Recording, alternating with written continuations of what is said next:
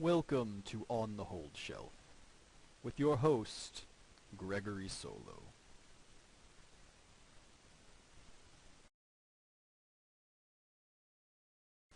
Hi everybody, today on the Hold Shelf we're going to learn about checking items back in using Millennium. In some ways this is a very simple process, even simpler than checking items out to a patron, but there are some very important details and exceptions that you'll need to be familiar with to effectively do your job behind the circulation desk. Just checking in an item is as simple as scanning its barcode into the Check-in tab in Millennium. To get to this tab, navigate to it in the left-hand menu column and click on it. Then, scan the item's barcode. If it has a Sigma barcode, you will need to use the prefix B to complete a successful scan. So B for barcode, and there we are. There is no need for checking in items to get a patron's ID or bring up a patron account. All you need to do is check the items in.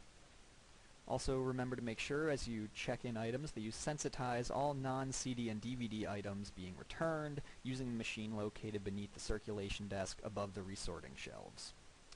And now to those exceptions and details I was talking about. First of all, and most important, whenever you are checking items back into Millennium, first check to make sure they have all of their components with them.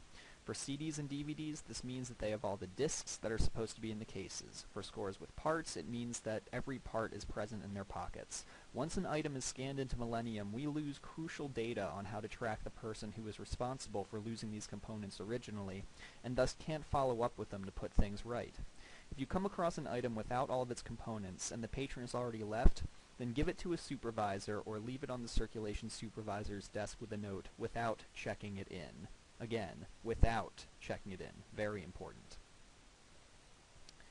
There are also a variety of status messages you may encounter while checking items in with Millennium.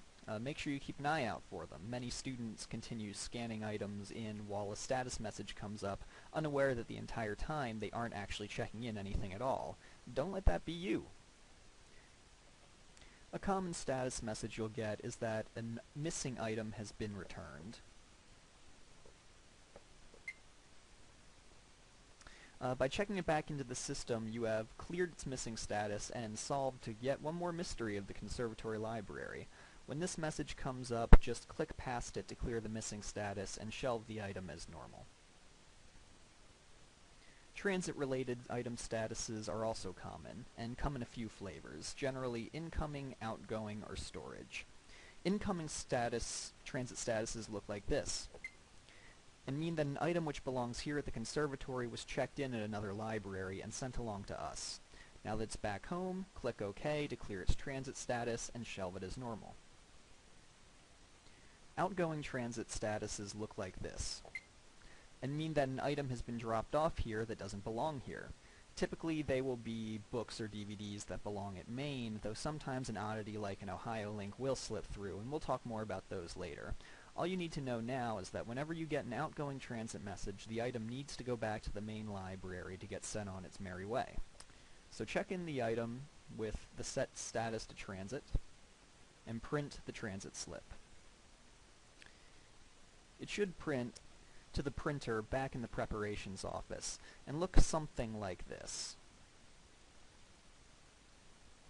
Fold this into the front cover of the book with a little bit of it sticking out to reveal its destination, and then put the item into the mud mail, which is also in the preparations office and is located beneath the staff mailboxes. The mail staff from Maine will come by at some point to whisk them away to their proper homes. A third kind of transit item you will encounter are items that belong in storage. This message means that an item needs to be returned to the storage library in the Carnegie building, where the ghosts and vampires that people its eldritch hallways demand what is theirs to be returned to them. Print out the transit slip checking in the item, and place it on the Carnegie returns section of the to-be-shelved ranges, which are located to the left of the LP returns. Staff will, at regular intervals, boldly risk life and limb to return them to their proper locations, allowing you to sleep easy and free of their tormented nightmares. And with these exceptions in mind, you now know all you need to know about checking in items with Millennium. Happy scanning!